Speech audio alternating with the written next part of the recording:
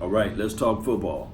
A lot of people looking at Dak Prescott offer that he supposedly turned down $30 million. A lot of people say, hey, he's not worth the grain of salt. We got a lot of hate going towards Dak Prescott.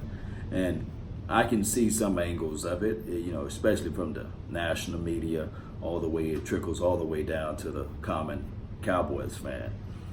And I get it. He's not the quarterback. He's not the taste, the acquired taste, as they say, for certain beverages. You got to have an acquired taste, or, it's a certain flavor that you love to see out there as a quarterback. But as history shows us, and looking back in the past, since 2016, he been the guy. Dak Prescott been the guy. He didn't ask to be the number one quarterback for the Dallas Cowboys. It was opportunity that fell in his lap. And like I said, I would say this all the time. It's better to be prepared for an opportunity and not have one than to have an opportunity and not be prepared. And he was ready. He was prepared for it. So that's how I'm looking at Dak Prescott's contract. He may be looking at the same way. His agent is out there saying that, okay, based upon the stats, based upon the history, and based upon the things that surrounded my quarterback or around my quarterback, he deserved this amount of money. And the Cowboys, regardless of how they look at it, and regardless of how we as fans look at it, gave him an offer that he and his client had to refuse, allegedly. Well, look, we're not into the negotiation. We're not in the rooms. Amari Cooper have yet to sign. There's a contract offer out there for Ezekiel Elliott. He have yet to sign. And a contract for Dak Prescott. Look, we don't know. This could be a lot of smoke and mirrors with Jerry Jones. The more we talk about it, the more the news media talk about it, the more information is out there, meaning that the Dallas Cowboys names in everybody's mouths, and they're going to buy more stuff, or they're going to lean their ear in to hear more things about the Dallas Cowboys.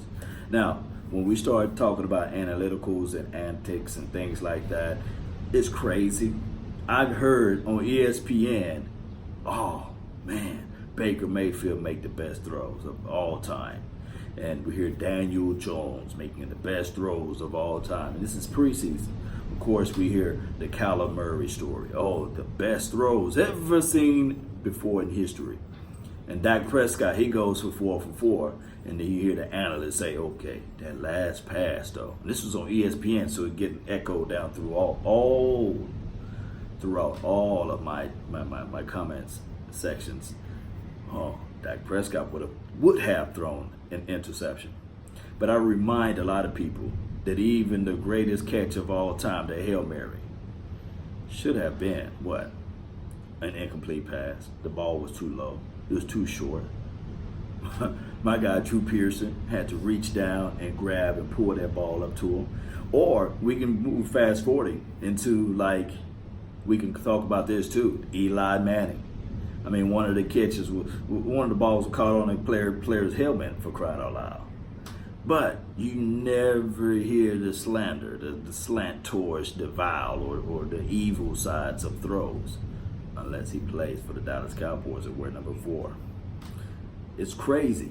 And this is not me being an apologist for Dak Prescott, because I even said, hey, on the deep incomplete pass, I would like for that pass to be on the outside shoulder opposed to the inside shoulder during his first preseason game. But the media, the national media, they always like to vibe and live off of the negative. It's time out for that. So, what I want, if you have the courage, and if you have the tenacity, if you have the fortitude of your mind, if you have the cojones, put down in the comment box right now if you team Dak Prescott or not. Just put down, let people know that, hey, right now, I want Dak Prescott out of this team. I don't care where he goes to. I refuse to see him play for the Dallas Cowboys. Put that down if you really want to keep all of that energy, right? And I'm team Dak Prescott. Matter of fact, I'm team just Dallas Cowboys. Regardless of who they put back there, I'm going to root for this team. It's Dallas Cowboys for life, baby. You guys know how this thing goes. But it's crazy Everybody can count everybody else's money. They can count everybody else's money. But when it comes to Dak, oh no, he's trash. He don't belong on his team.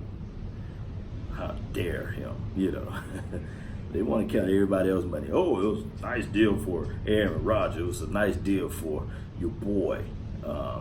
What's that kid that played for the Minnesota Vikings? Kirk Cousins. Oh, it was a nice deal for Johnny Garoppolo and the Carr brother, Matthew Stafford. It's good for them boys to get paid. Oh, but when it gets down to Dak Prescott, we have a problem. A serious problem, huh? It's crazy, Cowboy Nation.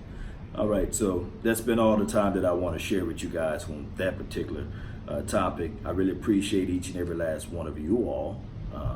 Hit that like button, share this content, let a friend, neighbor, foe know where to go. And remember, you're listening to nothing but the best. Salute. I'm out. Peace. Let's go, Cowboys. Let's go.